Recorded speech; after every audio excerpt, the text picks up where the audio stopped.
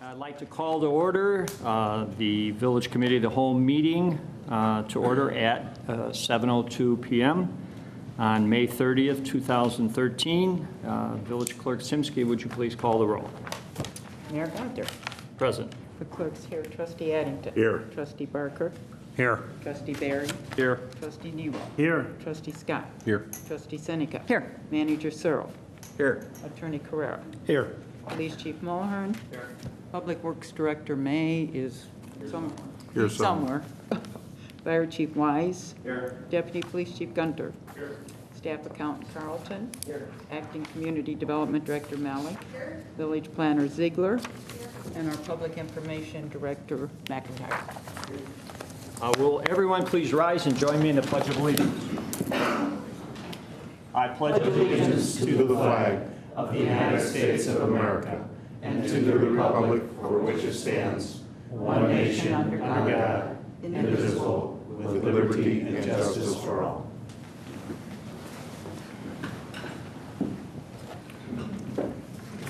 At this point, we'd like to go into open forum. We have 3 requests. If anybody still would like to put a request in, they still can. See the police chief. Again, we'll have open forum. We'd like to, if you limit your discussion to 3 minutes, and I'll ask the clerk to call you up in the order that she received them. Barbara Ruth.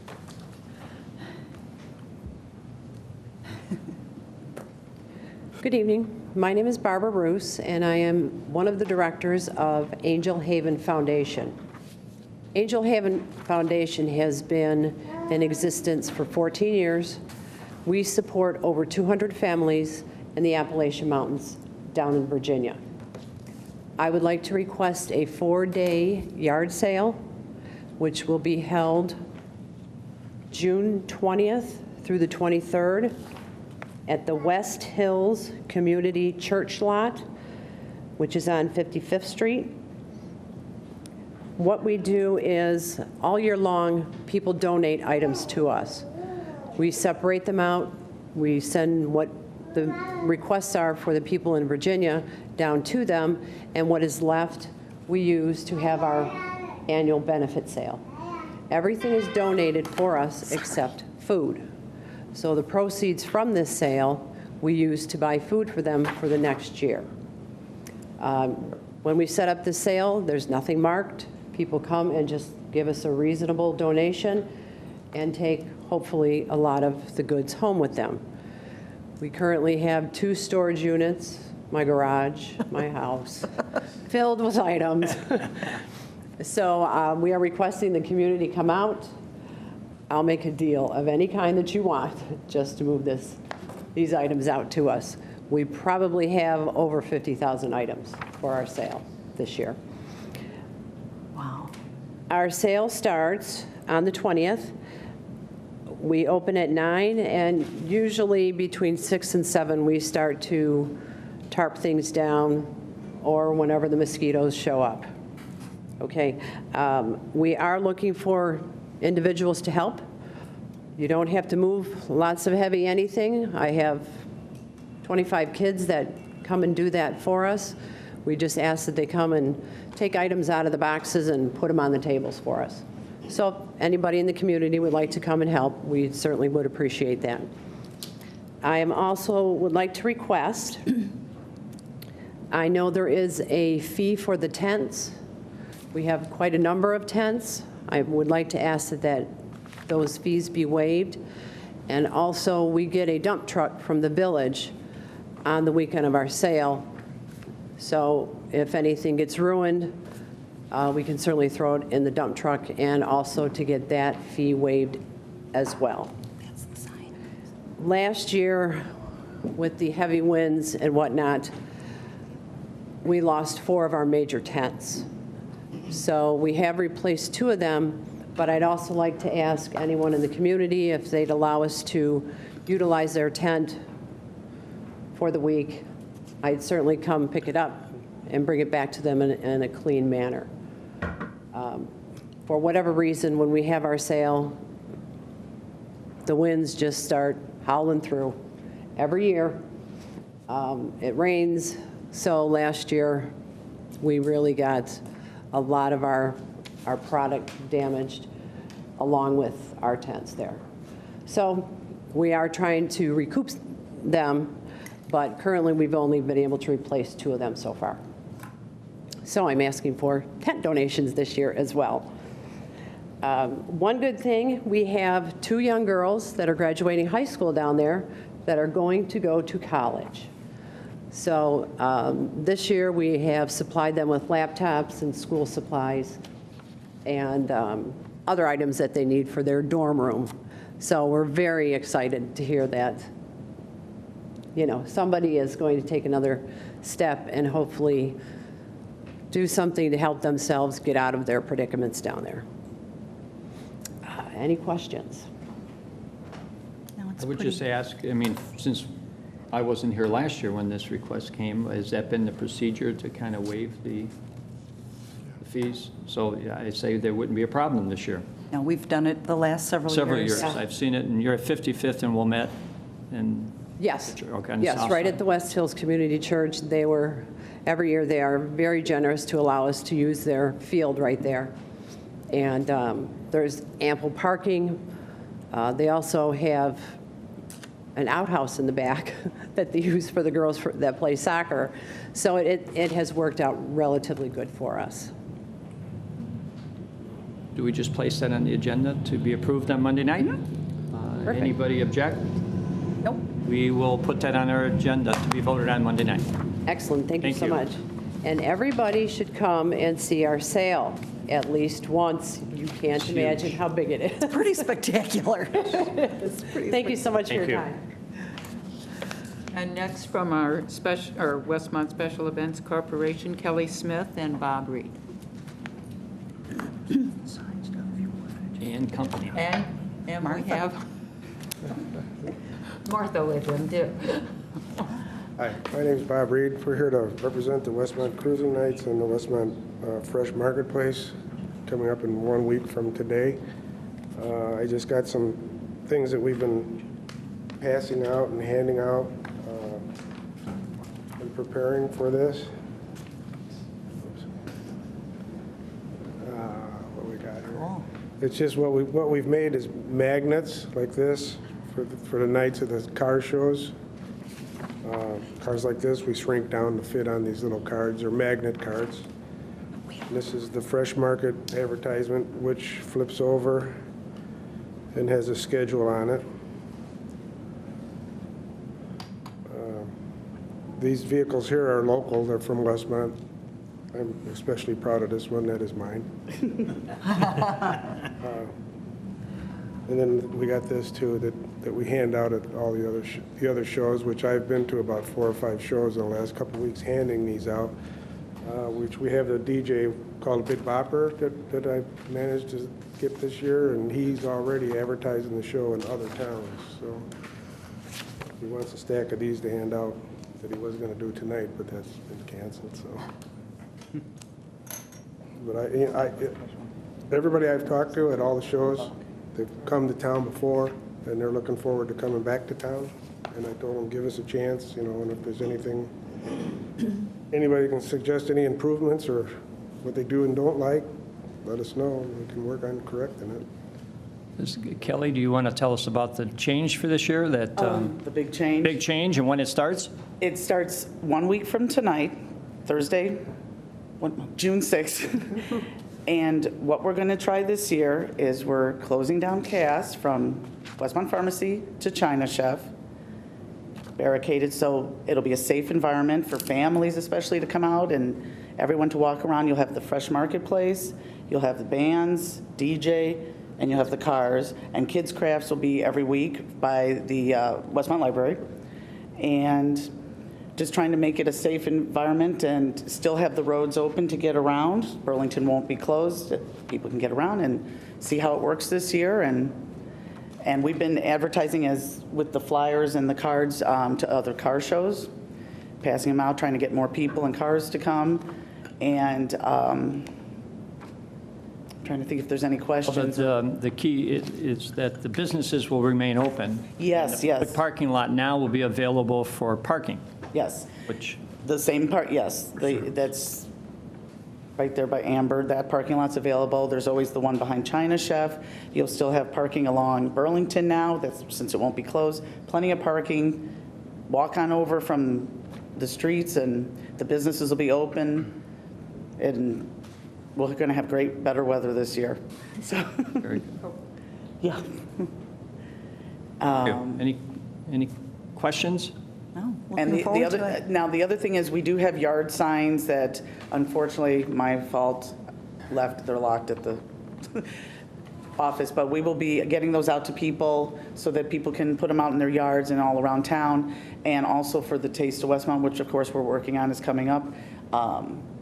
Last year you saw the commercial with Mikey and Pranav, and they have done a new one, and we want to thank Glenn, who filmed it and is currently working on it, so it should be on channel 16 at least, and on 6 pretty soon for the new year to advertise. So, any questions? No, looking Oh, forward thank you. to it. Next week. Thank you. Great, 1 week from today. Next Thursday. Yes, We'll be thank there. you. We'll all be there. Also, I'd like to say, ever since I volunteered for this a couple months ago, these people work super hard. They do put a lot into Wait, this, I gotta get that and money out for cruising you, nights. Bob. All right, thank you. Yeah. They do. Our Westmont Special Events Corporation. I mean, they're the ones that make all these wonderful events happen. Without them, we wouldn't have it. So, thank you. We love doing it, thanks. Thank you. Next, we have Patricia Jacobellis. Hi. My name is Patty Jacobellis. I live at 5727 Buck Court in Westmont, of course. Fabulous job you did on resurfacing our streets in our neighborhood. I really appreciate it. They were in kind of rough shape. I do have a little bit of a problem since that was done, though. My driveway, there was a huge puddle in front of my house for 7 years since I had purchased it, and they fixed it, and I am grateful for that. I couldn't get to my mailbox when it rained. My driveway was always flooded. Since then, though, that all works great. 11 months before Westmont resurfaced our street, I had put in a tear-out driveway. Tore it out, put in a brand-new one. When they fixed the street, they took 34 inches of my driveway at the bottom and tore it out and put a patch. And I'm not happy with the patch. It doesn't meet up to my driveway. It is a completely different type of stone than the asphalt I had laid only 11 months prior to the work. It is higher than my driveway. I bent the rim on my snow blower this winter. I know, that's not real significant, but it is to me. I tried to contact the village right after it was done to say I was not happy with this, what can be done. Nobody contacted me back. Nobody asked, since we're taking this off of your driveway and it looks like a newer driveway, do you want us to continue to take the rest of the driveway out so it will match? I was putting my house up on the market. I was told by my realtor as a suggestion to put the new driveway in, and this is why I had done it, to make it look more of a curb appeal. My driveway was in a little bit of bad shape, and now I feel it's been put back in bad shape. And there were 2 houses also in the neighborhood on Doe Circle, which I'm going into the cul-de-sac. I'm at the dead end, and Doe Circle runs here. Their driveways were also, well, they weren't patched because for some reason from the sidewalk back to the street, they just put new ones in. And I was never given that option. I'm not sure why, and I'm not sure why mine got left that way. But I also have contacted regarding my parkway that nobody ever came back and took I have gotten rid of some of the dirt and clay and stuff that was left there, but nobody ever came back and, kind of tilled it up and put any seed or did any kind of grass repair on my parkway. And it's pretty trashed. So I would just like to kind of voice my complaint and see if there's anything that we can do to fix this. And I have contacted, I've spoken to Steve. I spoke to 2 other trustees since last October and really got no place until Steve told me, this is what you need to do. So, thank you. I'm here. What we'd like to ask is the Public Works Director Hey, Steve. How are you? to maybe comment on it if he's aware of the situation, and if not, he will be. No, Yeah. he is. I spoke to him last October. Yeah, we have spoken in the last fall, and I guess it's good because more than half the board is new, so they're not familiar with the project. We did last discuss this at Public Works Committee, but I want to say it was like last November would have been the last time that this was brought up to a village board level. It was part of the resurfacing project. When you do the road resurfacing, there's much curb repair, not necessarily all of it. It depends on whether or not it needs to be done. When a curb is repaired, removed and replaced, meaning the repair through a driveway, or in a driveway, 100% of that curb will be taken out and put in with a depressed curb, because the curbs in that subdivision, if you recognize it, have those rollover curbs that people had to climb over. Or just pulling the curb in and out will disrupt the driveway. I'm talking about in any location, will disturb that. So when we do the curb replacement, obviously the street is in construction and then the driveway gets damaged. So it will be cut approximately 3 feet behind the back of curb, depending on what kind of distance you need to make that transition back to the depressed curb. In other locations where, and if we disturb more than, the way that contract's arranged in every resurfacing project, if we disturb more than half the apron, then 100% of the apron will get replaced. And in other locations, and I can't inventory them from memory now, and Noriel would have been the engineer on there. If they had sidewalk replacement done too, like there was at least one location where the public sidewalk was replaced, and therefore they had more than half the apron done, plus there's a patch on the backside of the sidewalk, towards the garage. And that would be a situation where 100% of the apron would get done as far as the contractor. So when you contacted, actually started with Noriel in the fall, and we spoke in the fall, the quick answer is that the contractor did the repairs in the means that the contract specified that they do it. And it was not, give consideration to how old the driveway is, and it is a, new construction, and it's in very good condition. The asphalt types are, the grade are a little bit different. Sometimes driveway contractors tend to use a mix that has a lot more sand in it, so it's got a different look to it. And until you seal coat your driveway, many times, it'll agreeing with the comment that the appearance will never be the same ever. Well, not ever, but for a long time before. It won't even be level. Yeah, there is a little lip where it was rolled out, and in the fall, one that wasn't a contractor issue, so they were let go. And I don't have many comments about the restoration of the parkway, other than they couldn't do the restoration last fall as well. Do you know if it was done anywhere in the subdivision? Yeah. Yeah, like So, I mean, that will everybody have to be but looked at separately as far as, that contractor is gone now, so we will look at that independently. But sticking with the driveway, given that it was late in the fall and it wasn't a good season to be doing that anyway, she agreed to, wait till the spring, just, see what her experience was going to be with snow removal and such, and that's what she's describing today. So there is no contract for that work. I don't know if you've had the estimate. The other suggestion was to estimate the value to have your contractor do it. I did have an Roughly what was that estimate. worth? And I have the paper, I didn't bring it, sorry. Do you remember about? It was $550, and that was a month ago. Okay. So he said he would hold it for 30 days, but I'm sure if I speak to him, and it's Noble, and I'm sure Westmont is very familiar with Noble. So not to speak for you, but the suggestion is if there's a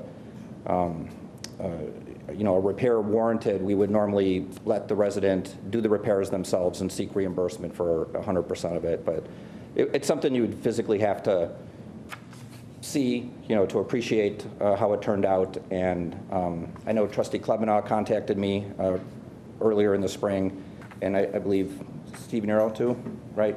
Had some correspondence regarding it too. So it's worth, everybody looking at it. It's not a, because there is no contract open anymore, this is an unbudgeted expense. But it's worth reviewing and looking at it and comparing it to all the other locations in the Deer Creek, where we did the streets in Deer Creek. There were more streets throughout town, but the Deer Creek work was all kind of similar within that development. Or if you want to, we haven't had a Public Works Committee meeting since well, much earlier this winter, so I don't know if you want to revisit it at that level too. That's the request tonight, but, you know, Thank you. I don't have a suggestion beyond that. Well, personally, if it's, if there's a lip to it, I think we should probably go out and at least take a look at that immediately. I mean, if it's any sort of a trip problem, but as far as restoration, you said if your committee or you would determine if it was going to be reimbursed? Well, the landscape restoration was the first I heard of that, so I was under the understanding that all the landscape restoration was done. So it's just hard to answer tonight, and that's something we would look at. And if it needs to be done, Public Works would do it because there is no contractor anymore. Same thing with the driveway. This would have to be arranged as separate work. Okay. And to make it look the same way it was since the driveway is new, to use the same contractor that did the rest of the driveway makes the most sense. And can I say You know, I feel that a patch is always going to be a patch. I mean, that's always going to be the problem, is no different than if you patch anything else. And I think exactly like you're saying, they probably use a road grade blacktop and you have a driveway grade, and they're never going to match exactly. And then they're going to settle at different levels. Steve, we've dealt with this at the alleys when there's a patch, that a patch is always a patch. It's not going to be what it was. With that said, as we all know, the parkway becomes the village's property always, and even if it was a brick paver, you know, we're not responsible to come put new brick down. We would be responsible for whatever the patch would be. So, Yeah, there is, to describe that, driveways are permitted uses of private property on the public right-of-way. So it's located on the public right-of-way, but just like the water service and driveways and things like that, those are privately maintained items in the right-of-way. But they didn't do the construction project. We dug up the street, we damaged it, and we approach everything with trying to make everybody unaffected as much as possible. So this has to be considered independently, or separately, I should say. Have you been out there to see it, Steve? Yes. Your opinion? My opinion is it's done in a very typical and standard way, consistent with other locations. There is an edge to it. It's, you know, I could describe, you know, whether I think it's big or significant or not, but that's always to the opinion of the, you know, the person who's maintaining it. We don't maintain the driveways when we're done, you know, the homeowner does. So I actually recommend, you know, you visit it and check it out. Sounds good. Steve, can I hear what you thought? I mean, I understand her frustration. She put in a new driveway, we came up and tore it up, and, you know, it's bad timing, unfortunately, but I saw it. I would be upset as well. I mean, you put that much money into your driveway, and the village comes, like Steve New even said, construction, you know, right. I think we should fix it. And it's really minimal cost to really help out a neighbor that proactively improved her property, and unfortunately, because of us trying to improve the area, we damaged her driveway a little bit. I think she's been more than patient. I know, I mean, this has been quite a while, but I think it's something we should take care of personally. Guess we'll know on Monday after we go look at it. Right. And Or if you just give us direction too, Yeah. I mean, we can coordinate with her. Yeah. Right, and there's the one part that has me very concerned, is where the patch butts up to the driveway, that water and ice can get down there, because it is not tight. And so my concern is, when will it all just start to fall apart? Either the rest of my driveway or the patch. So I'm a little concerned about that, and too. then Steve, would we have the option to, through the village, to redo the whole parkway there in asphalt for her versus her using a contractor? Are you talking about just the location or anytime we do this? Well, with this particular instance. Well, there is no contractor on that, and we're not physically equipped to do that well either. And part of the reason for using the contractor, one, is to use the same contractor that did the rest of the driveway so that their means and methods and materials and everything are exactly the same, and it'll be the most uniform, because aesthetics is part of what the, you know, complaint is. If we were going to get in the, you know, say policy that for all street resurfacing projects and doing all, first of all, there's some neighborhoods that don't have any public sidewalks. So now where do you draw the line about where, you know, you're going to cut it?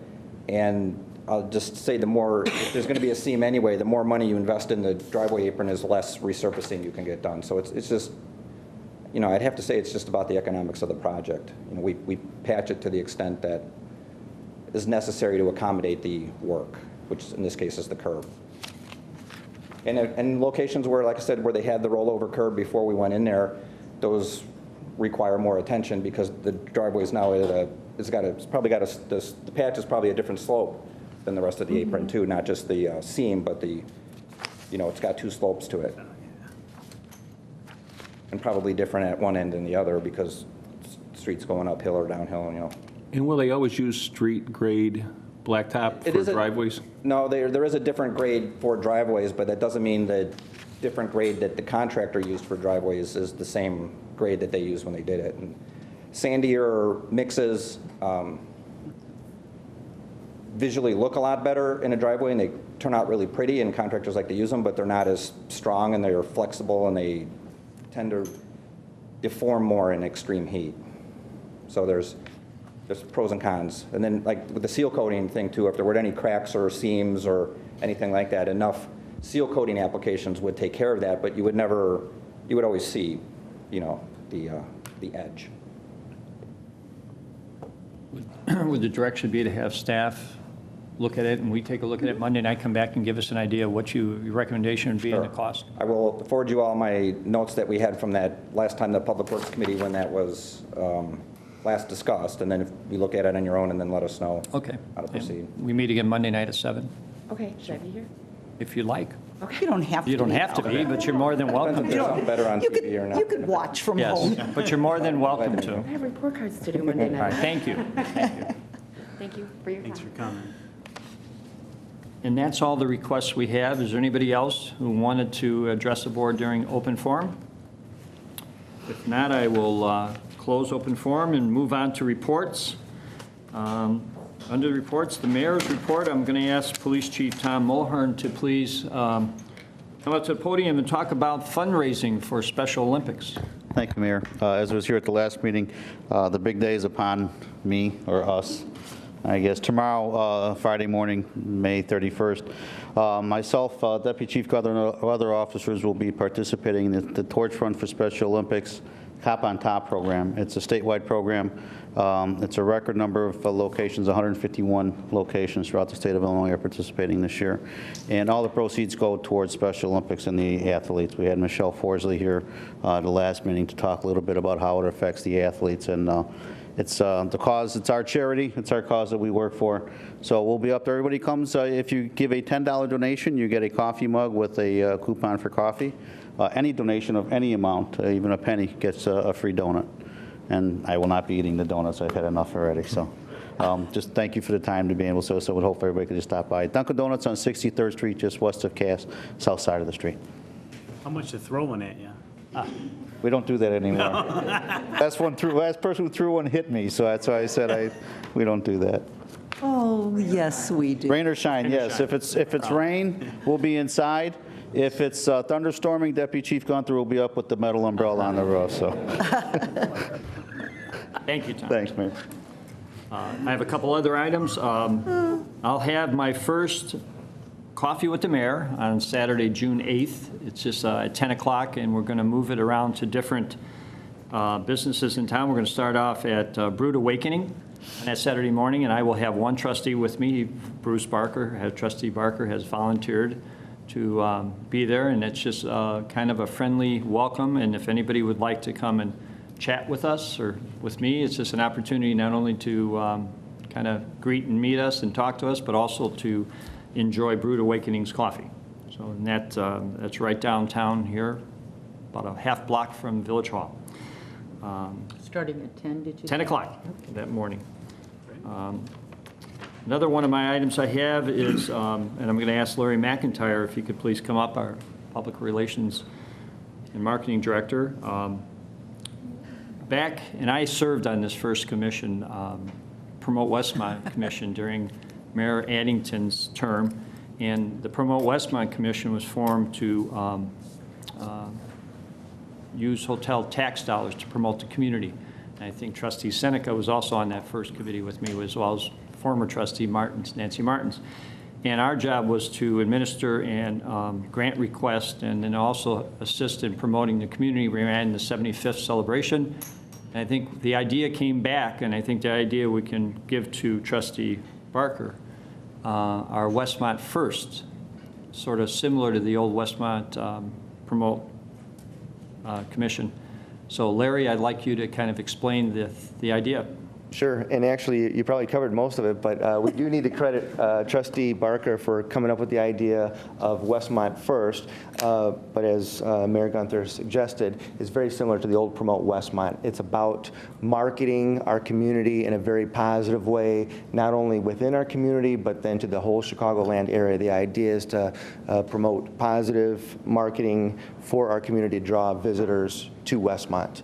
And so that's part one of it, is marketing and promoting our community. But then the second part might be the committee portion where people will review hotel motel tax grants recommendations and then present those to the board for community events. Obviously, we have a lot of good community events here in Westmont and cost a lot of money. And then there's always the chance that maybe a new community event might come along that might be very good for Westmont to bring people to the community. So anyway, the Westmont First Committee would probably take a look at those things, make recommendations to the village board, and then the village board would act upon that.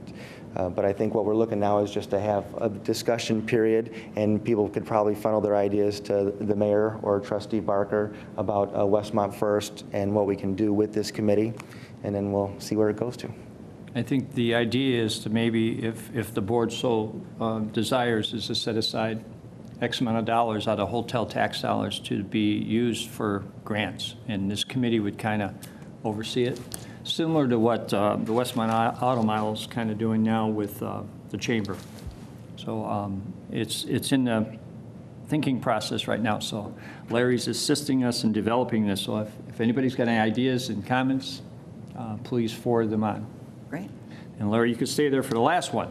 All right. Good idea. The last item I have is about the Community Stormwater Management Ad Hoc Committee. At the special meeting we had last week, we mentioned that we want to start this committee comprised of residents, business, people, and staff. I asked Trustee Nero to head that committee. He's agreed to do that. I've asked Larry to be the project manager or the staff person to coordinate those efforts. I think our goal is to try to have that committee in place by the middle of June, if not a little sooner. I think Larry, I've asked to set up kind of the format for that, and this evening you kind of explain the process. Sure. First, we probably should thank everyone, all the residents who came out to the meeting last week. It was very well attended and a difficult situation for people to share their hardships, but it's something that we needed to do, and we needed to hear that as we move forward. I think everyone agrees that we want to be ambitious in dealing with this, and that's what this ad hoc committee is about. Right away the next day on the website, we put out promotion regarding the creation of this ad hoc committee, and we already have about 10 folks who have filled out the application form to say that they're interested in being on this committee. We're probably looking for about 13 to 14 residents total. We'll also add staff, elected officials, and other community leaders to it as well. But in regards to our resident component, we're definitely interested in seeking representation of the entire community. So I put this map up here just for a moment. This is our zoning map, so the colors really don't apply to this particular committee, but I just want to go through it real quick. Basically, we're looking for about 2 representatives from each of the following areas. It would be north of Ogden, and then from Ogden down to Naperville Road, and then in the downtown north area from Naperville Road to the tracks, and then from the tracks to 55th, 55th to 59th, 59th to 63rd, and then south of 63rd. So in each of those areas that I just mentioned, we're looking for about 2 representatives, so it'll total about 14 folks. And like I said, that application is online. If people are interested in submitting a request to be part of that committee, we won't be able to accept everybody, but they can go to the village website. That's westmont.illinois.gov. There's a press release there, and at the bottom of the press release, there's a link to sign up. And we're looking to cut off the sign-up point on June 7th. And then shortly after that, we will review the names and make sure that we're getting representation of the different areas. We'll get back in touch with everybody. And by the end of the month of June, we'll have our first meeting. So, and if people aren't online, if they have any questions, they can reach out to me directly. My cell phone is 630-417-0280. Any questions from the, yes? Just make one comment. We have the item on the agenda tonight to help, again, draw attention to it. It's later on the agenda. There's nothing really for the board to do in terms of discussion unless you have other comments you want to make about it.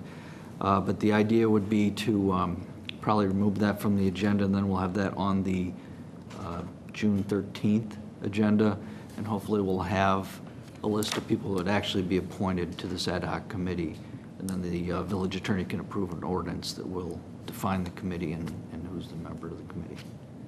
That's fine with me. Again, anybody who's interested, please contact Larry. Myself, or you can go directly to the website. And I think I'm also going to be asking a couple of our Westmont residents who are workers in the Public Works Department to actually serve on that on a voluntary basis, to who actually are out there working in this stormwater and stuff. So I'm going to request that a couple of them, and I think I've already got one or two that have volunteered. That's right. Thank you. All right, thank you. And that's all I have. The clerk. Well, first, I want to congratulate the Lions Club, and particularly Chris Sweetek and Trustee Addington on a really wonderful red, white, and barbecue. It was hopping up there. I could not believe the amount of people. And the amateurs that were out there cooking, it was, they had a huge group. I mean, there were so many of them. It was fun. It was fun to walk through and watch them cook. And of course, the race to the flag 5K on Sunday was very well attended again. That helped St. Jude's Hospital, and was a great event. And then just remind everybody to next Thursday, please come out to Cruisin' Nights. It's a good time. You'll have a wonderful fresh farmer's market there. What else could you ask for? Nice looking cars, a farmer's market, a beautiful night, we hope. Perfect. Walk around your town. It's a lot of fun. So that's all I have tonight. Thank you. Our attorney, No report. Manager Ron Searle. Thank you. Just a couple of items. Wanted to, again, remind the public that we will be reconvening the public hearing Monday, June 3rd, regarding the Central Business District TIF. And for those of you who may have been here earlier, we did approve an agreement with District 201. So we have been able to come to a mutual agreement, and we're very happy with that. They have asked if they could speak first at the public hearing on Monday. So that'll be, again, this coming Monday, June 3rd. The other item I had was the mayor, I know, has talked previously and mentioned about the idea of setting up a village board tour of facilities and different locations in the village.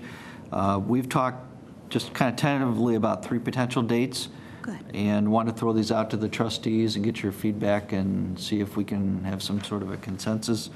We're talking about, and these times would probably be like from 1 p.m. to 6, somewhere in that time frame, but Saturday, June 15th, Saturday, June 22nd, or Sunday, June 30th. And if you want to look at your calendars and either, after the meeting, let me know what your preference is, or if you want to drop me an email note or drop Patty in our office an email note, we'll go ahead and plan on those dates. And we are still crafting the list of places to visit. The obvious ones will be the facilities, but if there's other things that board members want to visit and look at, if you could drop me a note, or Patty again a note, we'll be happy to add that to the itinerary for that evening and or afternoon. And that is all I have right now. Okay. Trustees, we'll start on this side. Trustee Nero. Just a few things. First off, I this is my first opportunity since the river sweep. I just wanted to thank everybody who came out. We had a real good showing this year. Special thanks to our fire department. They came out like gangbusters, those guys and gals as well, and really for about an hour they cleaned up a lot of garbage, so thank you. And thanks to Trustee Barker and Trustee Seneca for coming by as well.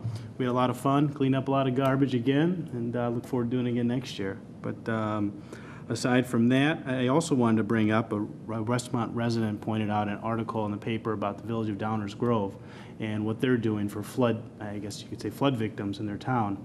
And they're waiving permit fees for anybody that's doing flood restoration work. And I thought it's a good idea. I think it's a great idea, in fact, to help out our residents any which way possible to help them restore from some of the damage that happened. So I just wanted to raise that to the board's attention. And I don't know if we have to put it on an agenda or how that would work, but I think it'd be a good idea to discuss and really help them out in any way we possibly can. But aside from that, again, the barbecue was a great time. So Trustee Addington, you put on a good show along with Chris Vitek. It was really a lot of fun. And as well as the 5K on Sunday. I was glad I was able to run it yet once again. So not that out of shape yet. So it's really good. Other than that, that's all I have. So thank you. Thank you. Trustee Barker. I just wanted to say, as part of the Westmont First idea that I had a few months ago, was the idea of shopping in Westmont and volunteering in Westmont. And as all the summer activities ramp up now, with starting with the barbecue and the cruise and nights and the Taste of Westmont and all of those, there's numerous opportunities for anybody and everybody to volunteer to serve their community and make Westmont first. And that is really the intention of that initiative. Thank you. Trustee Seneca. Thank you. I just would like to let everyone know that tomorrow night's Relay for Life is being moved indoors. It will be at the Westmont Junior High because of the weather that we're experiencing. So 5 o'clock is check-in and the Survivor dinner. At 5:30, the Expressions Dance Studio will be putting on a great little show. And at 6 o'clock, it'll be the official start. So I hope we see a lot of people at Westmont Junior High. It's a great event. It raises a lot of money for cancer research, and hopefully we can just kind of get this show on the road and do very well again this year.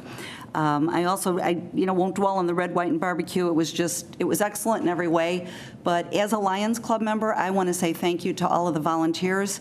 We're a small club. We're only like 32 people. So to put on a festival of that size, it takes a lot of volunteerism, and we had a lot of spaces that we just could not fill because you can't be 5 places at one time. So a special thank you to the residents that volunteered, and also our Progressive Village Performance Network. They came out in droves and promoted Annie, which is coming, and really helped us fill those slots. So it was a great event. That is everything I have. Thank you. Very good. Trustee Scott. Thank you. I'd like to announce that we're going to have an Economic Development Committee meeting next Wednesday, June 5th, 9 a.m. here at the Village Hall. And congratulations to all the groups that put on the red, white, and blue and the race to the flag. Thank you. Trustee Addington. Well, I appreciate the comments about the barbecue. It takes a lot to put that together, and some great committee people. Sue and Ginny worked their butts off for several days in helping Mike Marshall, who's the treasurer, and collecting the money. It is a big effort. I think a lot of people know that this year was a little bit special because we had the TV show Pitmasters there. Some people have asked me about when that segment for Westmont is going to be aired. My understanding is that this Sunday, June 2nd, will be the first show in this year's series. What we had here in Westmont was actually the filming of one of the semifinals. So there's actually 27 teams that get chosen. Those 27 there's 3 teams in each show or each segment. Those 27 teams go down to 9, the 9 go down to 3, and then there's the grand champion who wins $50,000. So the first of the 9 shows will be aired this Saturday. They tell me that the Westmont segment probably will be aired sometime in August. So we'll try to keep our tabs on that, let everybody know. They were very pleased with Westmont. They really liked the venue. So we think it was a success this year for us as a Lions Club as well as the community. As Clerk Zimsky said, we had 70 teams cooking what we call our professional side, where they cook 4 different types of meat. There were 55 amateurs on Saturday cooking ribs. So altogether, 125 teams cooking, and that's the biggest we've ever been. And takes a lot of work, takes a lot of help from the Park District and other people. And we need to make a list of the volunteer groups that were out there, because I think we did well, and I'd like to do something for all of them. They helped us a lot. The other item I have for tonight is to congratulate all the graduates. Westmont High School has their graduation this evening for a lot of our Westmont kids, including my granddaughter. And I think North High School is tomorrow. And South. I'm not sure about Hinsdale, but this is graduation season. And to all of our young people who are kind of moving on, this is the time when, you turn 18, you move on. So congratulations to all of them. And lastly, tomorrow night at Westmont High School at 7 o'clock is this kind of celebrity basketball game.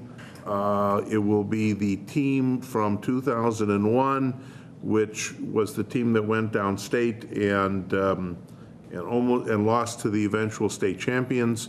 Mayor Gunther was a assistant coach on the team at that time, and they'll be playing a group of basketball players from several of the other teams that Coth Ettridge has played. I know Tyler Pierce is coming back, along with some of the other players from prior years. I also understand from talking with some of the coaches that they've been practicing.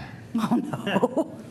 And that the All-Stars intend to not get run over, or vice versa. I think it will be competitive. I think it will be fun. I think it's kind of a fundraiser for the basketball program. It's a fun night. Again, for those who like basketball, come out tomorrow to the high school at 7 o'clock. Are you still going to be a coach? I hope that team doesn't get run over, because I'm coaching them. And again, it's the first attempt, if I can add to Trustee Addington, I think Coach Etheridge has not had an alumni game, and this is his first attempt of trying to build an alumni game at the high school. So he's taken the class of 01, which came in 4th in the state. He's playing the best of the rest of the 2000. So there's going to be about 10 to 12 of our athletes that played after 2001. And then that, I understand there's about 10 of those coming back. Yeah. Out of the 15 that were on the team in 2001. So it should be a fun night tomorrow night at 7 o'clock. We're looking forward to it, and it'll be another great thing for the town, and it'll be fun. So with that, that's all I had. It's tomorrow at what time? Tomorrow at 7. So you can go to the Relay for Life at 6 to listen to Trustee Seneca welcome everybody, and then you can come over to the Tomorrow gym basketball game. and then go back to the Relay at the junior Go high. back later. That's right. Go back. Trustee Barry. I'd also like to congratulate the Westmont graduates, especially the Westmont High School. My nephew, who's a wonderful young man in the village, and the school has done a wonderful job raising him, and so we look forward to his future. I'd also like to follow up on the flood meeting. Anyone who is filling out the FEMA paperwork or looking to get SBA funding, I suggest to get on that earlier versus later. There's a lot of paperwork involved. There's a lot of getting tax returns and those type of things, and there is a deadline, I believe, of July 9th on that. So again, anyone who is trying to work with the SBA on that, I suggest to stay on those forms. And that's all I have. Thank you. There's one other item, and I don't know if we've mentioned it, but the brush pickup has been reinstated. And I think there's there'll be a June pickup, June 9th north of the tracks, June 16th south, if I'm doing that right? I forget which is north and south, but those are the 2 weeks. All right, and it's October the 13th and 20th. So there's 2 brush pickups. I think you can look into the website, but I believe it's the 9th, June 9th and June 16th. And again, back in October. So we are going to pick up everybody's brush. So we're happy about that. All right, moving on to items to be removed from consent agenda. Do any of the board members have anything they'd like to see removed? All right, seeing none, the consent agenda. Manager Searle, would you please read? Sure. Under the minutes, we have the committee of the whole meeting minutes held May 16th, 2013, and the village board meeting held May 20th, 2013. Then following that, we have purchase orders, and I'll just read the vendor and the amount. We have vendor SunGuard Public Sector, Inc.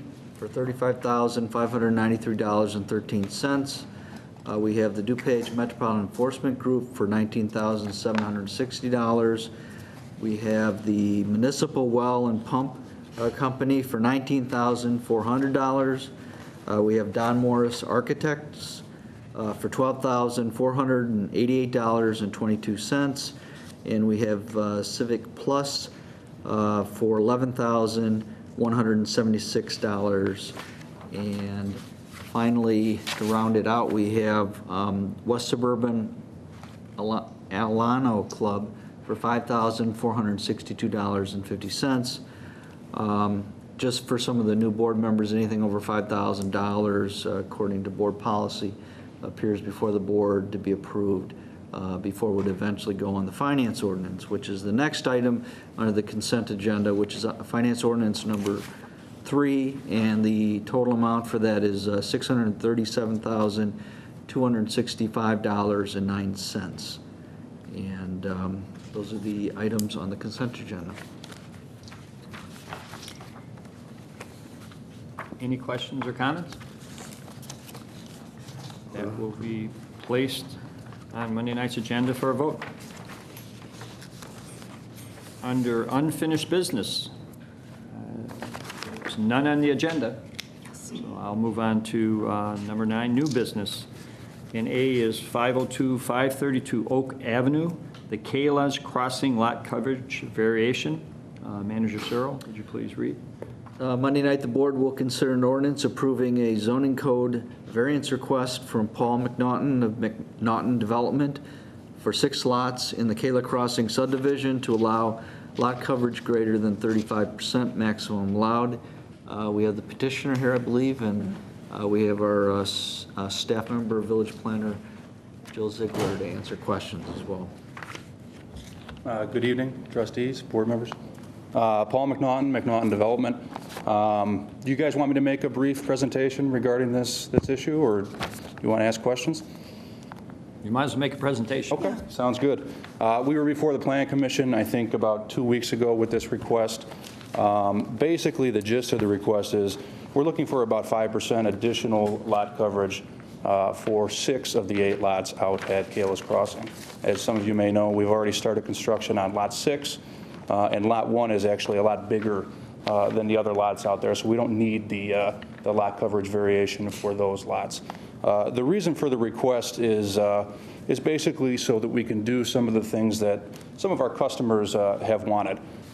You know, with the 4 Hidden View homes that we've constructed, and then in dealing with the new 8-lot subdivision over at Kayla's Crossing, we've had an opportunity to meet with a whole bunch of customers that are interested in building new homes in Westmont. And we've been educated about exactly what they're looking for. And one of the reasons we struggled, at least initially, over at Hidden View was because there was a demand for 3-car garages, particularly, which we could not provide over at Hidden View because of our lot coverage situation there. So basically, that's why we're asking for the 5%.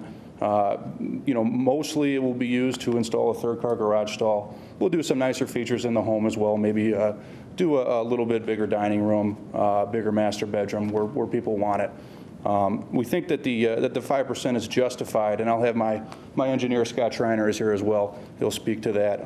We think it's justified because we actually, when we designed the site, our detention basin is actually designed to accommodate a 40% lot coverage, even though the ordinance is set at 35%.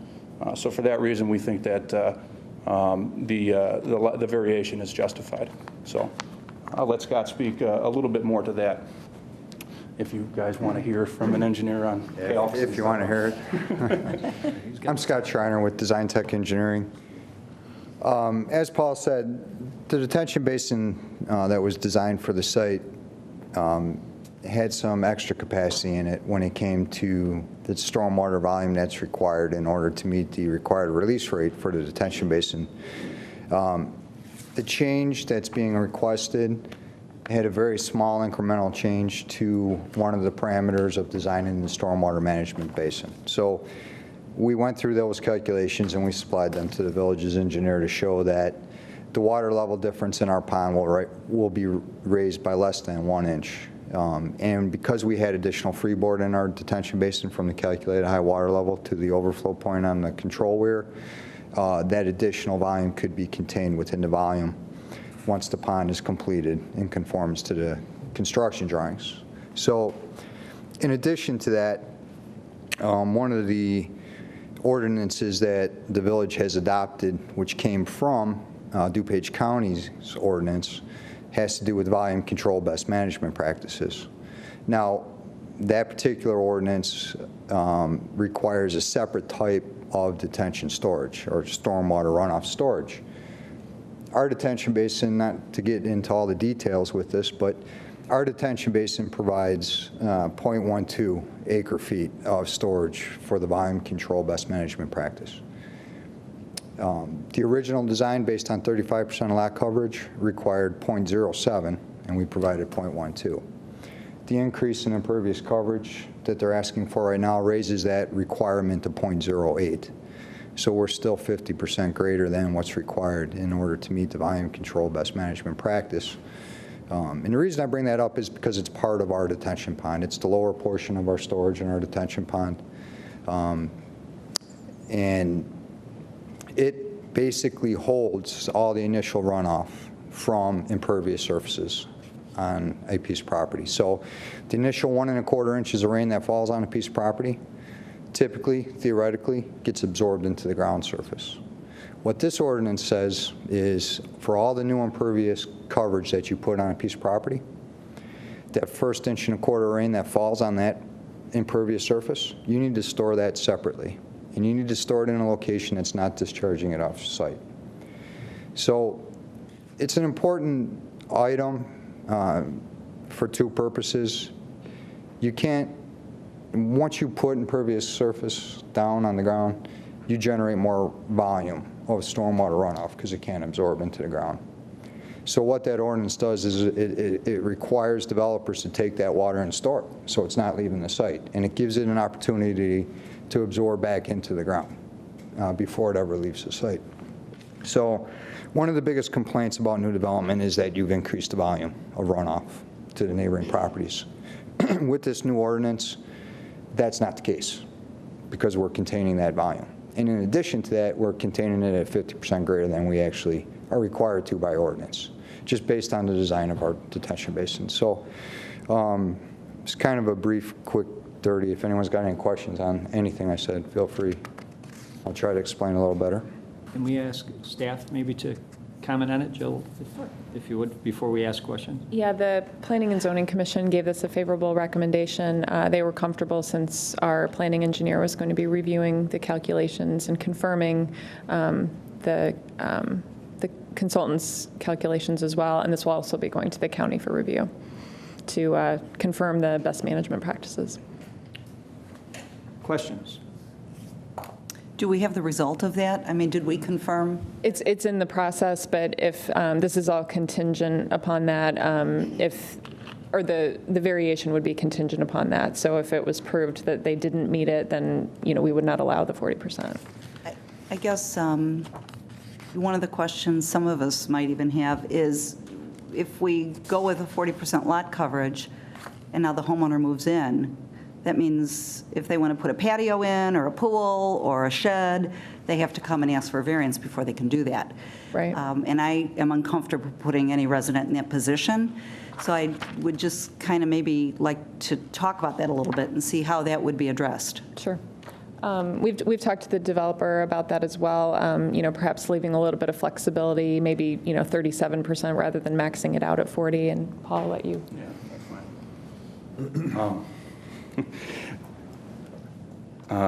The first thing I would say respectfully is that the 35% lot coverage ordinance that you currently have, you're kind of, at least in this price point in Hinsdale Central Schools where we're building right now, you're kind of forcing developers when they build their homes to max that out to begin with.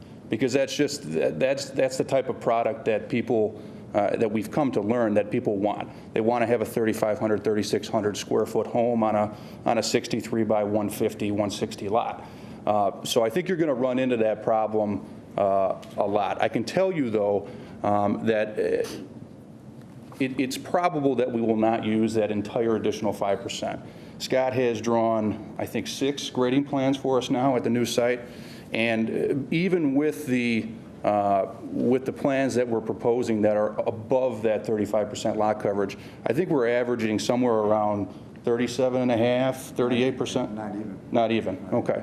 So you still have maybe 2.5%, 3% where the homeowner can come in and add a bigger patio or something like that, which on a 10,000 square foot lot is 300 square feet. So you're talking about a 15 by 20 patio. So. What's the price point of these, approximately? We're ranging from like the low 7s to the upper 7s.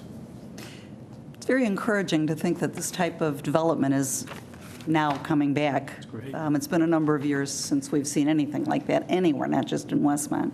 So that part's very encouraging. Are the driveways, are they concrete or are they pavers? Yeah, most of the driveways, all of the driveways are going to be concrete driveways. And the reason for that is cost. The paver driveways are nice, but they're probably running about 2.5 times the cost of a concrete driveway. So. Okay. And the driveways are part of your calculations? Correct. Yep. I think after last week's meeting with the homeowners and the storm water issues, the water retention area that you're talking about putting in, we take into consideration the 100-year flood that happens every other year. I mean, can it handle that? And it's not going to drain out into somebody else's backyard. We have this issue right down the street from us right now to where it was built and supposedly done right, but we still have people with issues in flooding. We just want to create that problem again. So does that have enough capacity to handle the big rains that come in? I'll let Scott address that. Excuse me.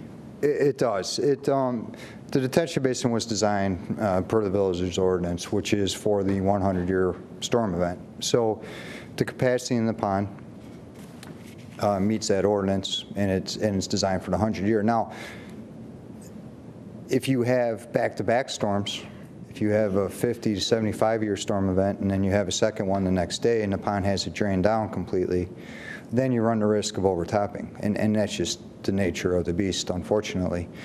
And you are correct, and we have been experiencing rain events that are close to or exceeding the 100-year event every 2, 3, 4 years. They do seem to be occurring more and more. But the volume that's in that detention basin does meet the 100-year storm event requirements that have been established by the village. As a matter of fact, this particular development falls in a watershed that has greater restrictions on it within the village.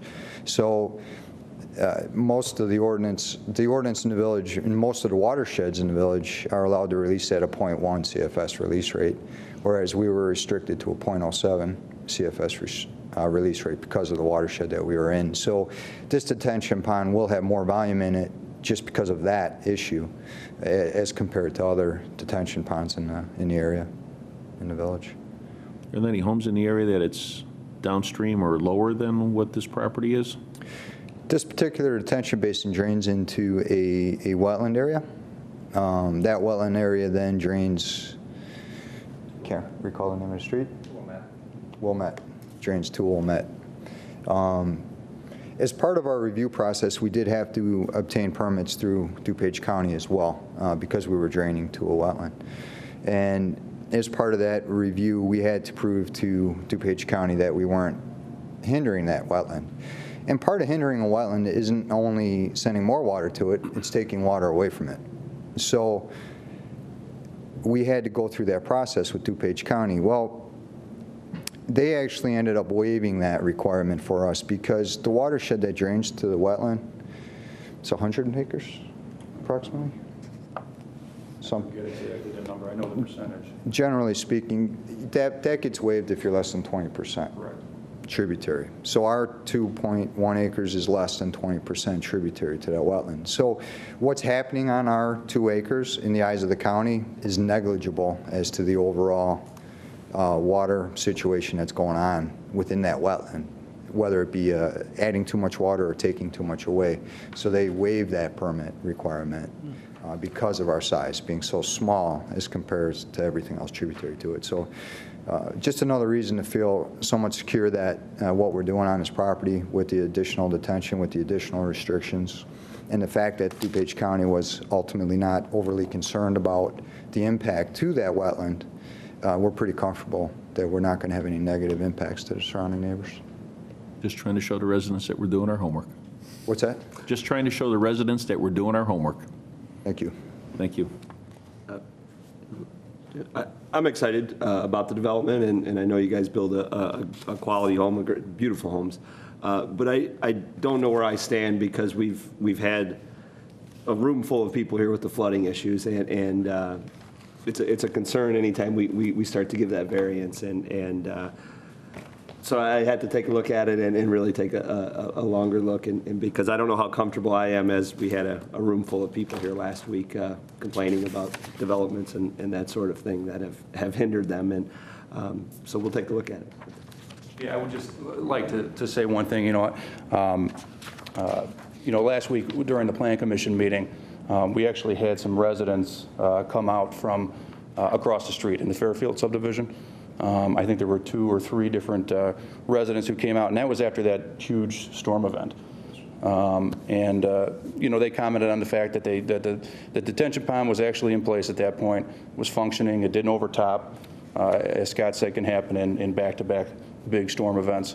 And they were generally happy with the development, and they were generally happy with they didn't have any objections to the 40% increase to the lot coverage impervious. So I thought that was important to note, just because we do a lot of development, and we've done a lot of development in the past, and it's kind of rare to see people come out and support a development because of all the there's always a lot of hoopla surrounding construction and development, as you guys know. So. Problem never happens when the developer's there, though. It happens after the developer's gone. Yeah, this is true. This is true. If I could, Mayor, if maybe Steve could come up and just refresh us, if he can, for any problems in that particular area. Seems to me at one time, I seem to recall that there was, and this is really dredging in the back of my mind, that there was at one time some flooding issues over there with some of the McNaughton property, but that goes back 15 years ago. Well, I guess we're talking about several topics at the same time, all stormwater related, but they're different issues. Let me back up a little bit, and I'll just kind of generalize about everything they were describing. They, not this development, every development puts in stormwater management per our ordinance, which very closely models the county ordinance with a little more stringent components to it. The size of the storm that you protect against in the basin is dictated in that, and we've been using the 100-year storm, as does this region, for a very long time, since at least the 1980s. And that is taken into account. The other aspect of that, you described the release rate, so how much you're letting off the site, what size storm you have to store on it. When you have a more restrictive release rate, that means for the same storm you got to store more on the property, and that's all taken into account in the design of the basin. And whether it's 35%, 40%, or 90%, their burden is to calculate that and provide that storm. Now, the next part is when you have a storm that's greater than what it's designed for, what's going to happen, and you're required to discharge that overflow in the same tributary direction that it would have been there if you didn't have a development. So everything goes downhill in the same way it was before. We do run into difficulties when we have discharges that were, you've discussed some of them here. When the discharge to a detention basin is in the backyard in the direction towards the backyard neighbor, that now it's still cutting across their property, and whereas it might have sheet drained before, now you've got a concentrated flow, and issues come with that. So since that types of problems we've had, we've make people pipe that, and try and bypass that, or somehow get that discharge back into the public right-of-way where we can manage it. So those are the types of concerns. At this location, I'll use their map. What they're describing, actually, I'll use this.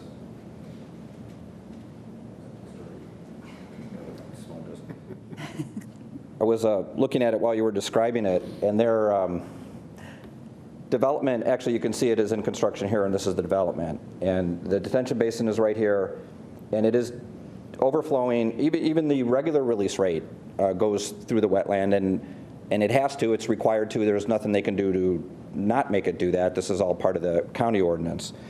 So this all discharges back into here, which is already a mapped wetland, and it comes out through here. So in that storm, is there a flooding problem?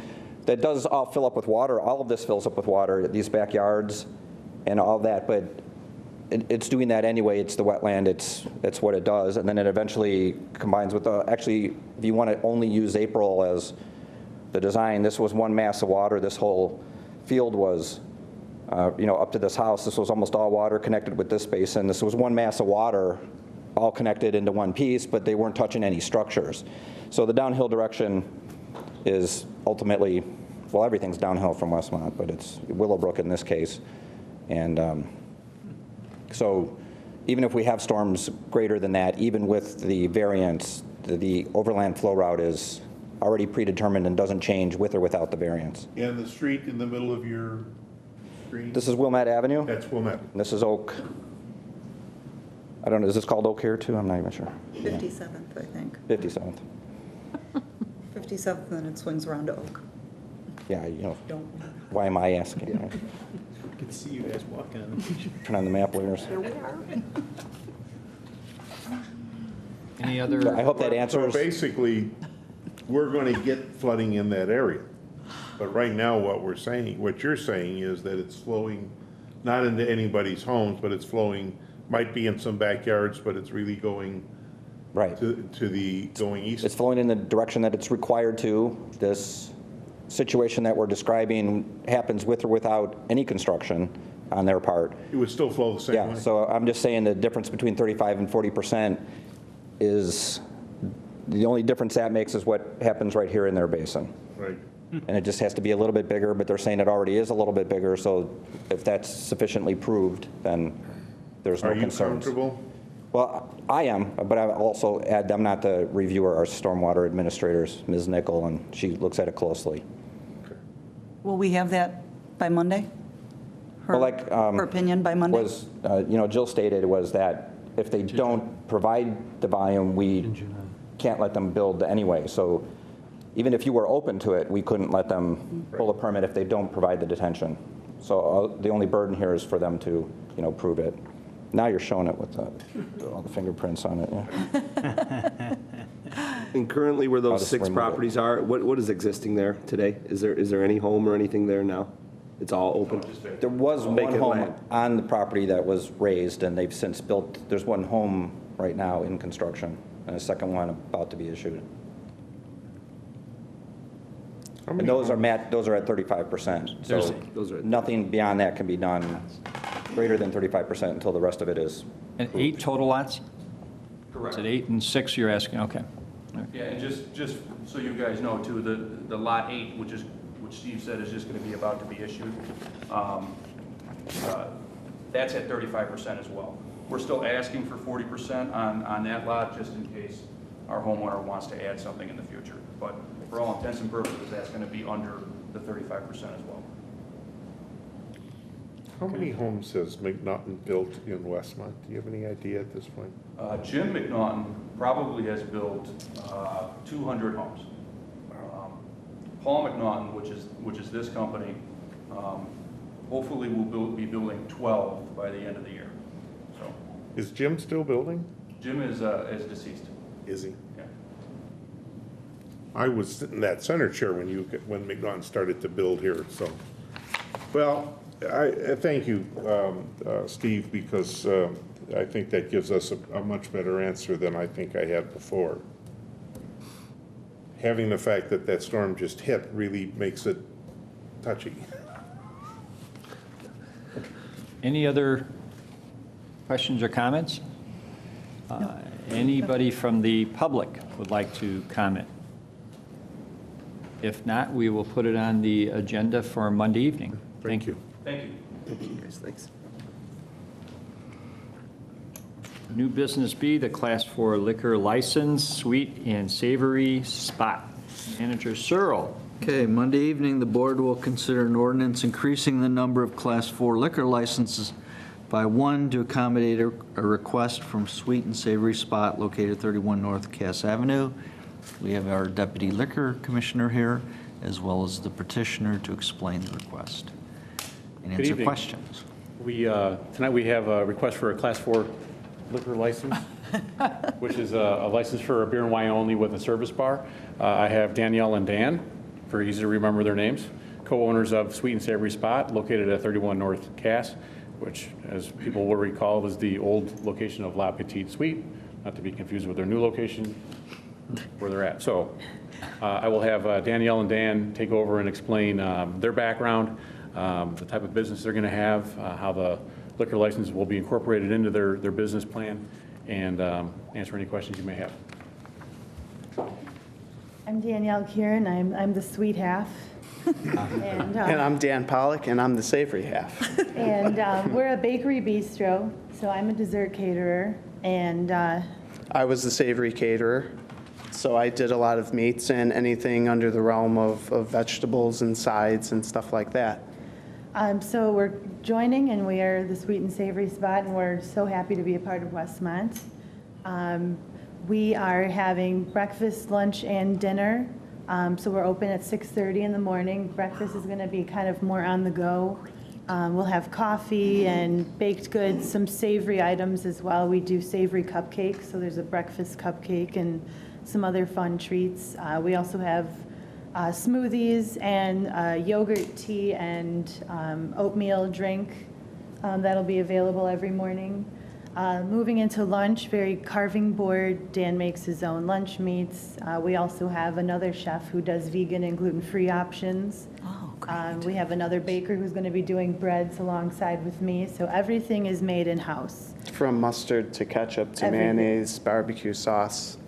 And then dinner, where the liquor license that we're requesting comes into play, it's just a complement to, we want to do some dinner pairings, to have the beer and wine complement some of the meals that we have on our menu, ranging from roasted chicken to spare ribs. I'm really pushing for Pierogi Tuesdays. We'll help you with that. Because we have vegan and gluten-free pierogies, so there's something for everyone, and it'd be nice to pair it with, a nice beer. And but we close at 9. We're definitely not calling ourselves a bar. It's just a nice compliment. And I also do chocolate-covered wine bottles, so it would be nice to be able to sell them as gifts and as for corporate and for private events. So if you have any questions for us. My question is, when are you opening? We're hoping for the 3rd week of June. Great. Everything is kind of coming at us at once. Crunch time. A little overwhelmed, but it's a good time to open in the summer when everything's happening. We're looking forward to the cruising nights, and just we're very approachable, and we love being a part of the community. So wonderful. We're happy to be here. Deputy Chief, you have anything to add? I conducted a site inspection today, a surprise site inspection, I might add, and they were inside busily working and getting the place prepared, ready to go. So the staff is excited, and we give an approval for the request. Nice. Any other? Yeah, can I ask, is this your first enterprise? Store for retail wise, yes. We've I've been a dessert caterer for 2.5 years using commercial kitchens. My family helped start a restaurant in Clarendon Hills, so we've had our feet in the business a little bit. My background is I worked with children with autism, which is another thing we're going to have. We're going to be closed on Mondays.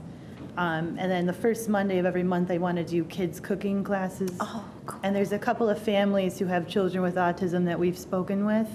And I mean, any child is welcome, but I geared it more towards those families that it's just another an outlet for them. And baking's very sensory and fun, and it can be messy. So, so that's my background, and now I bake, which is fun. So. And I had done private catering as well, but this together is our first official enterprise with the building when we weren't using commercial kitchens. And now we're teaming up together to kind of make it work on both ends, the sweet and the savory end. Yeah, good luck. Wonderful. Thank you very much. It's going to be great.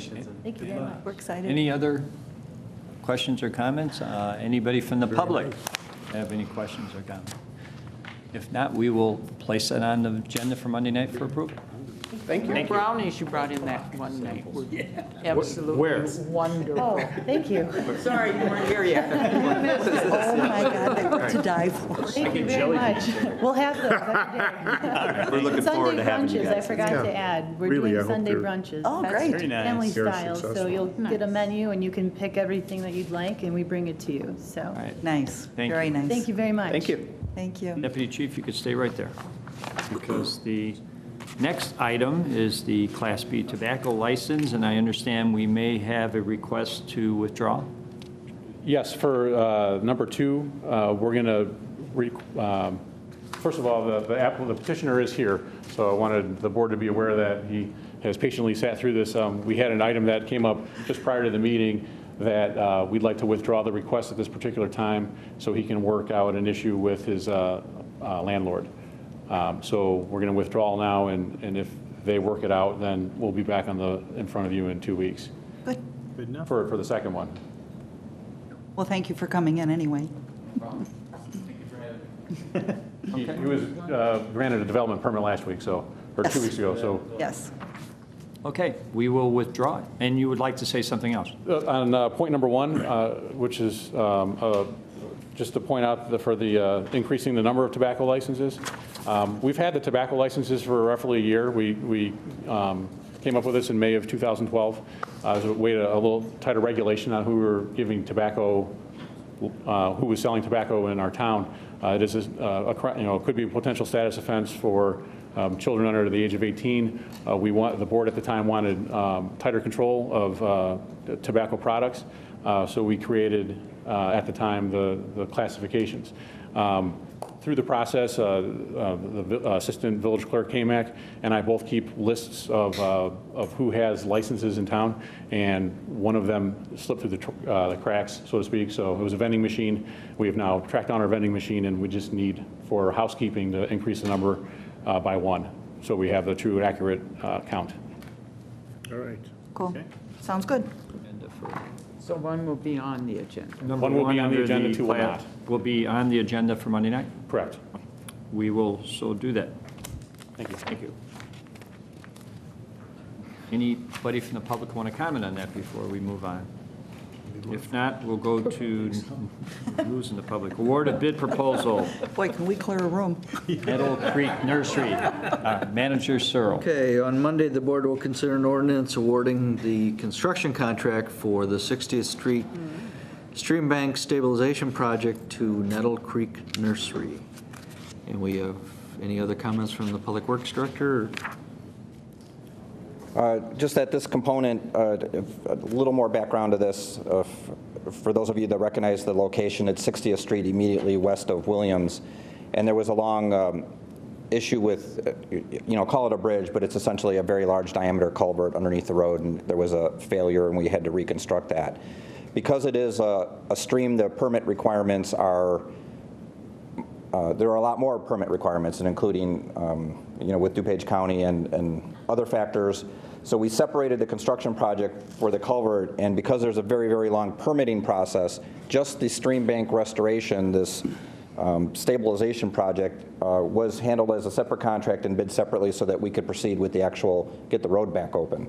So that's what this is. This is the construction contract for that work, and the bids were reviewed by the consultant. And if I may, I'll just describe the next item as the engineering monitoring services for the same project. Not only the construction supervision to put it in, but part of this permit requirement that I was talking about dictates that there's a minimum of 3 years monitoring to make sure that these, I'll just call them wetland type native plantings that are used as stream bank stabilization actually establish themselves, and there's a 3-year requirement. So the contract is for the first year of monitoring of the 3, and the construction contract is actually to award the initial work to the contractor who'll be constructing it.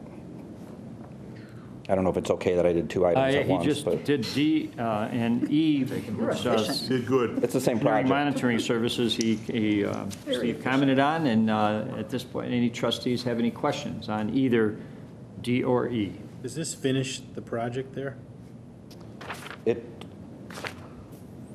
finishes what's left to do. We'll know in 3 years if it's finished. Yeah. All right. So, there's always adjustments every year, and some reestablishing or something that didn't survive or something invasive in there that doesn't belong there. We have to pull it out. Great. Any other questions? Anybody from the public who have any questions on both agenda items D and E? If not, we will place both of those on the agenda for Monday evening. Agenda item F, places for eating tax. I'm going to ask, I'll ask Ron to read. Wait a minute, I have a paper thing. Oh, I'm missing. Where's it at? Someone missed it on mine. Here. Are you missing a page? Ah. So on the one I got, someone's playing tricks on me here. So. It's after this. Previous The paper. We're hazing the rookie.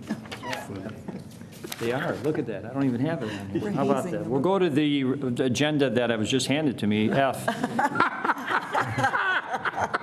The previous paver text amendment. Manager Searle? Okay. Sorry for the confusion on my agenda. That's the next item, but on Monday, the board will consider an ordinance approving a text amendment to the zoning code to allow pervious pavers and pervious asphalt and similar material to be counted at 50% toward the lot coverage. I know this has been an issue that's been up for discussion for some time at a staff level and has come through the process, and I'll let our village planner, Jill Ziegler, comment further on it. Thank you, Manager Searle. I'm presenting a text amendment request to allow pervious materials such as pervious pavers and pervious asphalt to be counted 50% toward lot coverage. These products allow stormwater to infiltrate the ground and have enabled homeowners to make improvements to their lots, such as patios and walkways, and to make improvements such as driveways infiltrate stormwater.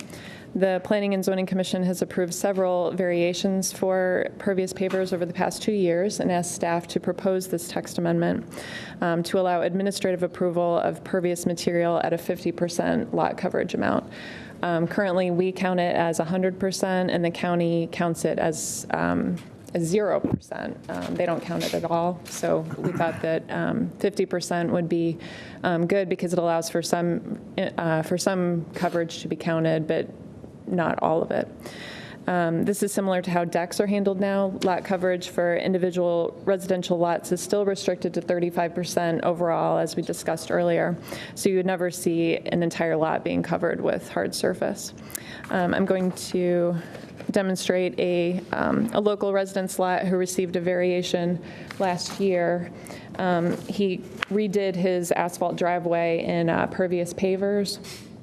And then in addition, he did his backyard concrete patio and redid that in pervious pavers. And you can see the corner, the little stones allow stormwater to infiltrate. The Planning Commission was very happy with the way this turned out. And this is one of the reasons why they recommended that we propose a text amendment to the board. Do we know if any other communities have done this?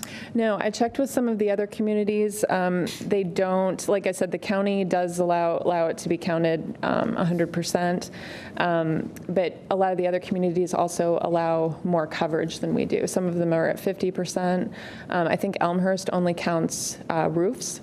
So your garage and your house count, but nothing else counts on the lot. So technically you could... Everybody's a little different. Yeah, everybody's a little bit different. So they felt like it wasn't necessary because their coverages were a little bit more relaxed than ours were. I think this is a good idea. Yeah. Absolutely. Any other comments, questions? Anybody from the public?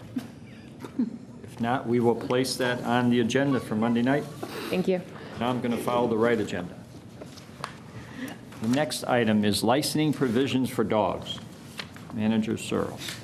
Okay, back during the budget workshops, we discussed the board considering an ordinance to amend Chapter 14 to basically remove the requirement for licensing of dogs, and that is what this item is for. We determined that the value that was being generated by the actual licenses that were being issued, taken into consideration with just, there's a good number that just don't get licensed. It didn't seem like it was worth having on the books to enforce. No, because we order so many, because we know there are a lot of dogs. They don't come in and buy them, and so we're actually really losing money on this. And most people have their dogs tagged now anyway. They've got the chip. Yeah, the chips are in.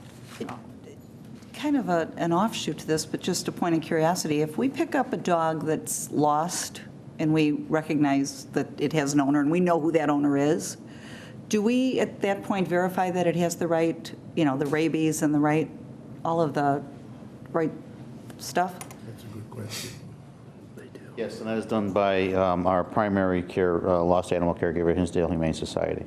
And they make sure that all the shots and everything are up to date. Okay, so if As they're they try not, to. then They handle it for us, I believe. so we make sure that that dog then is immunized before we return it to the owner. I will double check, make sure I was for you just on Monday. curious. I believe they do, Get but your dog back. I don't think they allow you Well, to take the dog back. I don't know what our without getting- Correct. rule is. we handle over them and they have their procedures. I will confirm what that is because I'm not 100% sure. Okay, I was just I know curious. when Just we, curious. when we talked about going there with them, Trustee Barry was correct that they would not release a dog unless it was properly medicated. It's good. I That's think great. they Thank actually you. charge the people. They go ahead and do it, and then just before you can get the dog released, you have to pay that, whatever they've done, which is good, yeah. I'll confirm that for Monday. Thank you. Any other questions? And seeing none from the public, we'll place that on the agenda for Monday night. Now we'll talk about the places for eating tax, and this is the board to consider an ordinance adopting up to a 1.5% places for eating tax. I'm going to ask the board if they would, their pleasure to postpone this till the next committee of the whole meeting. I think after talking to Trustee Addington and also Larry Forsberg from the Chamber, I think we can notify our businesses through the Chamber and let them know ahead of time that we're going to be discussing this so they can add any comments or they could be here. I think we'll postpone it till June 13th. Perfect. Is that the next one? Sounds Just good. so you all know, I probably got approached by at least 3 of our businesses in town over the last weekend. They're not against it per se, they don't understand it, like so many things that you guys have had over these last several years, and I remember from before, until it's something on the agenda that affects them, they're not paying attention. All of a sudden, there's something on the agenda that may affect them, and they want to know all about it in 30 seconds. So I just thought if we were to let all the eateries or the restaurants know that it's there, and especially since we had originally talked during your budget hearings about 0.5%. And then was it 1? And then going to 1.5 with the idea of trying to use that money earmarked for infrastructure, fixing up some of the streets and everything, that it just would make sense. there's a couple questions that were thrown at me that I just couldn't answer, and one of them was, does it cover catering or not? And so I just think by having all the information ahead of time, and then if they want to come and address the board, if there's any concerns after we get the information out, then I think it just makes more sense. I think it's a good idea. I know the clerk and I have been out visiting businesses a lot this last couple of weeks, and we've been talking about it as well. We've had questions, so it's a good idea. And I think we've asked, Manager Searle is going to do a little research, find out what other communities, as far as the catering, and what other communities do with the eatery tax. And by the next meeting, he should have some additional information for us. And seeing there's no one here tonight, I was going to open it up if anybody was here and give them the opportunity. We'll just postpone that till the 13th. Right. Sounds good. And we'll do the discussion at that point. Sounds good. And then at that point, we'll be informed on, I know there was some question on fast food at the drive-ups, and It's all in there. then also, we'll notify all those businesses. We're going to work with Larry to Yes. notify all those businesses, so if anyone has a concern, they can come. They can either, we'll make it very clear they can attend, or they can send any of their concerns to us at a time. Great. So we will postpone that. Good Thank idea. you. The next item, we covered the Community Stormwater Management Ad Hoc Committee, but in place of that, if I can ask Chief Tom to place up on the screen Podium time. that what I'd like to do is make the board aware of, and the public, my appointments of the Village Board Committee assignments for the 2013-2014 fiscal year. And I think up on the screen, you can see the committees. We've got 1, 2, 3. We've got Public Information Committee chaired by Jenny Simsky. Public Safety Committee chaired by Sue Seneca, co-chair Bob Scott. Administration and Finance Committee chaired by Jim Addington, co-chair Sue Seneca. Public Works and Engineering Committee, the chair is Steve Nurl, co-chair Harold Berry. Building and Zoning Committee chaired by Harold Berry, co-chair is Bruce Barker. The Code Enforcement Committee will be chaired by Bruce Barker and co-chaired by Steve Nurl. And the Economic Development Committee will be chaired by Bob Scott and co-chaired by Jim Addington. And you can see the different staff members that are assigned to those committees. I think what I've done this year is basically ask the senior trustees to give me their preference, and then I filled in the rest for the new trustees. And I think the goal was to have everybody chair one committee and be a co-chair another. So those are my committee assignments for, and Manager Searle, I don't know if you want to comment. Just a couple of comments I wanted to make. We will follow the historical committee schedule until we start the new board schedule in July. So the very staff members that work with the respective committees will reach out to the co-chairs and make sure that you're aware if you've got a committee meeting coming up and help you put together that agenda. The other thing I wanted to mention is 2 years ago, and I think it was Trustee Scott that brought up the idea that we ought to look at some of the committees where we have public involved, like the EDC, where we have a rotation on that committee as well. And I guess this is more of a question to the board. We'll be coming up on that 2 years in August, because we started that in August, probably 2 years ago.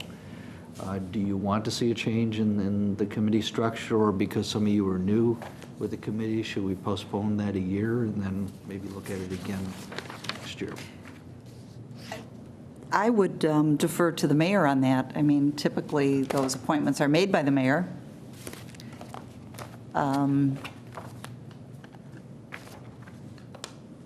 Well, I'm happy with the assignments, and then address it again after the end of this year and make a determination of how we want to proceed.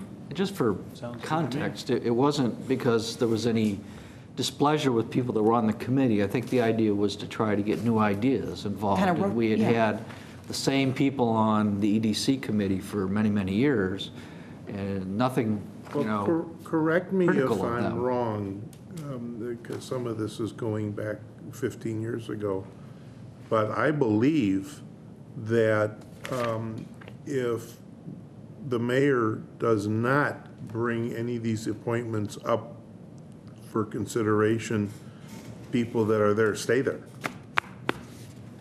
I mean, you know, when we're talking about some of the, on the public side, if there's someone, if it's a fire and police commissioner or somebody on economic development, unless Ron brings up to reappoint them and or make a change, they continue to serve until that time. So these folks that are here are there, unless they come to you and say they don't want, for some reason, don't want to be on there anymore. And then at that point in time, it would be up to you to make another recommendation for a change. And just yesterday, I sent out a email to every one of these individuals who either are been appointed to a commission or a committee, and I've asked them to serve this year, to continue to serve, and if they cannot, to notify me. I have no intention of doing any replacement this year. I think everybody has been doing a very good job in the previous year, so my message to them was continue, unless they have an issue, and then I'll appoint somebody. Yeah, and that's true of, Trustee Addington's referring to the boards and commissions where you actually, the mayor actually appoints and the board confirms. This is more of an assignment structure. This concept of the rotation was something that was brand new 2 years ago, and I just wanted to bring it to the, particularly new board members' attention, so you understand why it was there and what we're trying to accomplish with it. I think one of the issues was that we were trying to reach out to new people also for the fresher ideas. And it's not, again, that anybody wasn't doing their job or wasn't good ideas, but we're trying to expand and maybe into areas that we haven't had before. The Pasquinelli area, we've got nobody. Around the Ty Warner Park, we've got nobody really. So it's kind of to get maybe some of the bigger businesses that are here in town to give us the bigger thinking, like we had with the lady from Romeoville. From Romeoville. Gave us a wealth of information.